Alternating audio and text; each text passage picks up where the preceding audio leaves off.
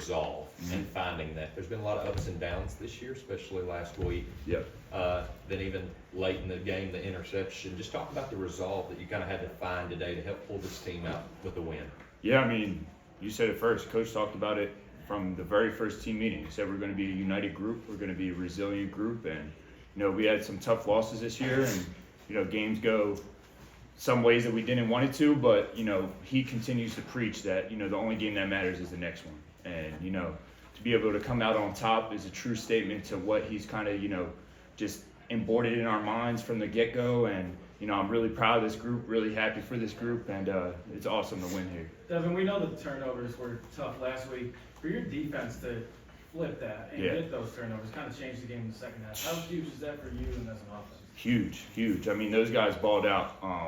And it was just even cool to see, coming over to the sideline in between series, the defense is always telling us, hey, we're going to get it back for you. Don't worry about it. We'll get it back for you. And, credit to those guys. Those guys play hungry. They have that next man up mentality. And, credit to Coach White, too, for getting those guys ready. And, I can't be more thankful for those guys on the other side of the football. How do you think things were different with Maine Cohen on the sideline today? A little bit different, just because, him and Coach Woody switched from going up top to down to the field.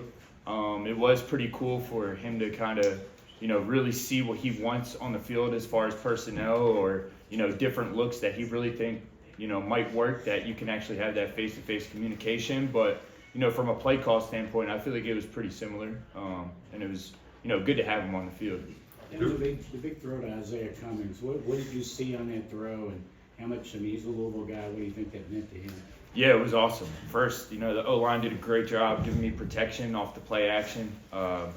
And honestly, it was just a concept that we've been working all week where, we have him in the core, and an athletic guy like him, you got to give him some touches. And, we decided to put him out in space and give him a little bit of a rail route, and it was up to me to really read the corner. And, honestly, they kind of lost him a little bit, found him wide open, just put the ball in his hands and let him do the rest.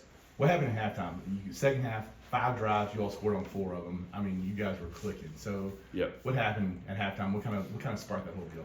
Yeah, I think we kind of just settled in. We didn't press like we did in the past, or we didn't try to, hit a home run shot on one specific play. We just kept, pushing away, going 1-0, like Coach always says. And, honestly, Barryon sparked us on the kick return, the special teams. As soon as he scored that kick return, it brought juice to the sidelines, not only the offense, but the defense too. And, for us to respond like that in the second half was huge. And, like I said, credit to the special teams and defense for us finally putting together complimentary football. What was going? There's been a couple of tight games in the fourth quarter. What was kind of going through your mind before you all got the ball back to have a chance to go win the game there in the fourth quarter? Yeah, I was calm. I was really calm. Well, first of all, I'm sorry for giving everyone a heartbreak on throwing that interception. I really was trying to get it out of bounds. That was on me. There's no excuse for that. But honestly, I was really calm. Getting around all the offensive linemen on the sideline, being around guys like Ray and even Ramon. Those are guys that have a lot of snaps. They're veteran guys that have been in similar situations, and they kind of just tell you, they look at you in the eyes and say, hey, have fun with it. And that kind of just clicks in your head that this is a game that we've been playing our whole lives, and in big time situations like that, it's important to have fun because they don't always come around often. So being able to take advantage of that moment and being in that moment was huge for me and the entire team. Devin, does winning this game change the way you look at the season, given there was all the talk about falling short against the best teams on your schedule? Yeah, I mean, it's still disappointing.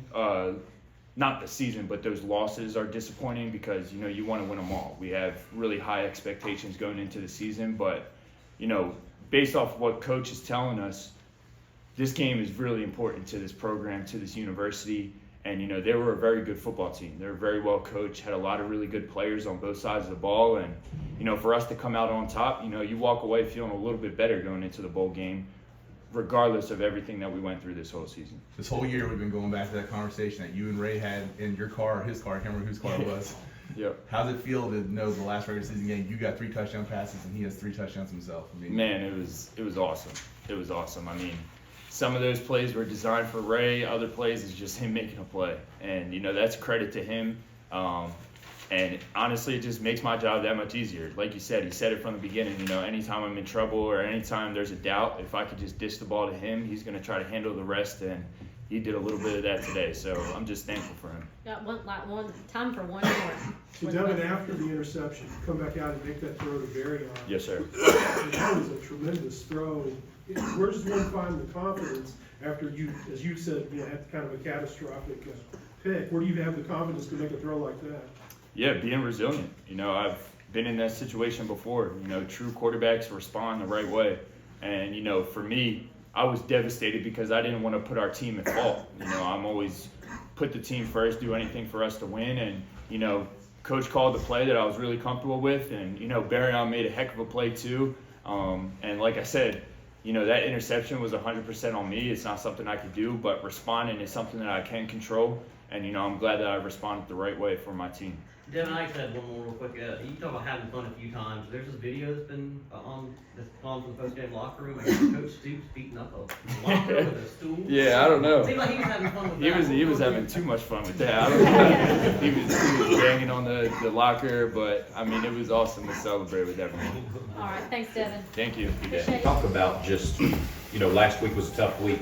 Talk about the resolve that the team had and just sticking together, sticking to the game plan and coming out with a win in this Governor's Cup after a disappointment last week. We kind of been preaching it's been an up and down season throughout the year, but just sticking together, battling through adversity, that's something that we're big on.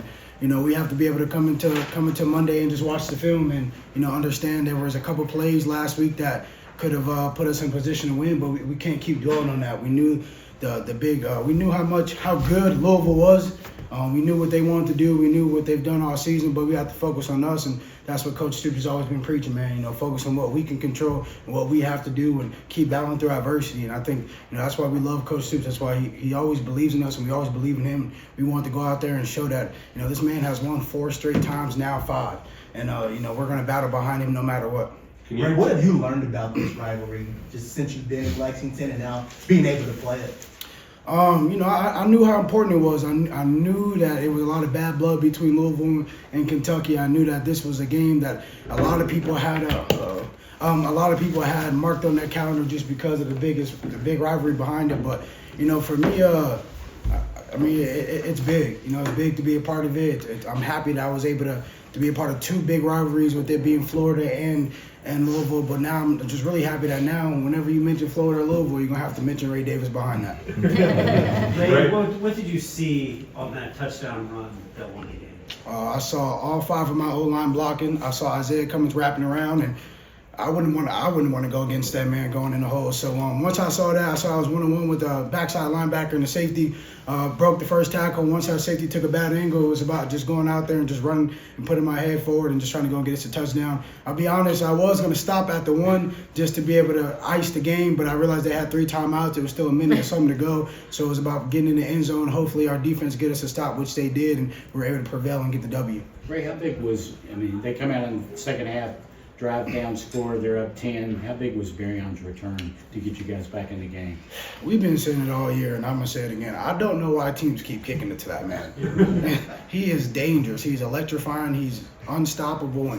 And you throughout the game, not even just a kickoff return. He made some key clutch catches, a fade down the right side. He made a really big catch that put us in field goal range to keep the game intact. So, just for him to be able to go out there and give us those needed points and that needed energy, it's been great, and it's been able to provide us all season just the sparks and things that we need to turn over. And, you got to look out for him next year, too. I think once he gets better and keeps rising and keeps going, he's going to be a heck of a player, and the same thing with all the receivers. Ray, what's it mean that you're here 1 year and you've scored more touchdowns in a season than any player in this program's history?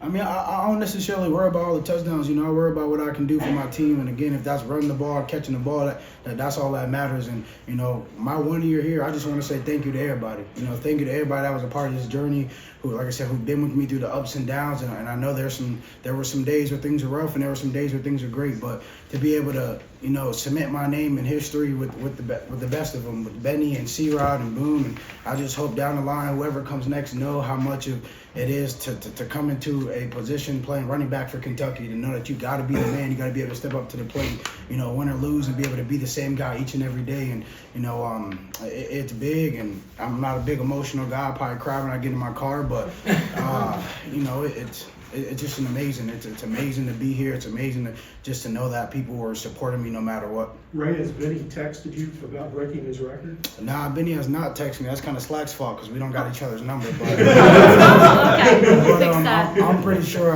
probably on my drive home I'll get a text from Benny. I mean, if you look at any of our videos, I said it constantly. I said, I'm coming, Benny, I'm coming. And, you know, I don't know if I broke it, but if I did, thank you, Benny. There have been a couple moments in the fourth quarters where games been tight and it hadn't gone your all's way so far this year. So what was the kind of mindset in the huddle when y'all had a chance to go down and put together a kind of game-winning drive down in the fourth quarter? You know, it was our coaches. Our coaches preaching to us to just stay calm and stay focused and stay poised and know that things are going to happen the way it needs to happen. You know, our defense has some clutch key stops with the fumble, and I think they have about 2 back-to-back fumbles that put us in great field position. And our great leader, Dev, man. You know, Dev has gone through a lot of adversity throughout all season, but one thing I can tell you guys is he is a great leader. He's a great captain. No matter what, he always takes, I mean, no matter what things happen or transpire, that man goes to work each and every day and puts his head down, man. I'm proud to be able to be teammates with him. I'm proud for him to be my captain. And he spoke right in that huddle before we went down and scored the game-winning drive, man. You know, take a big, deep breath. It's going to happen. Just trust, do what you got to do, and play your game. And, you know, he said that right to me right before I scored a touchdown. So, you know, I'm just proud to be able to call him my teammate and proud for him to be our leader. Who was that to talk to the L's down right in Jack Harlow's face was probably one of the coolest moments of the season.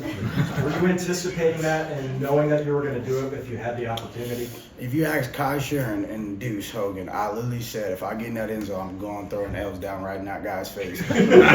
He was nowhere around, so I just kept going. Hopefully the second touchdown I was trying to find him, but, you know, and, you know, when all the superstars try to come out, it's always best to ruin their Saturdays, man. So now you got to go back home and just go start recording, I guess.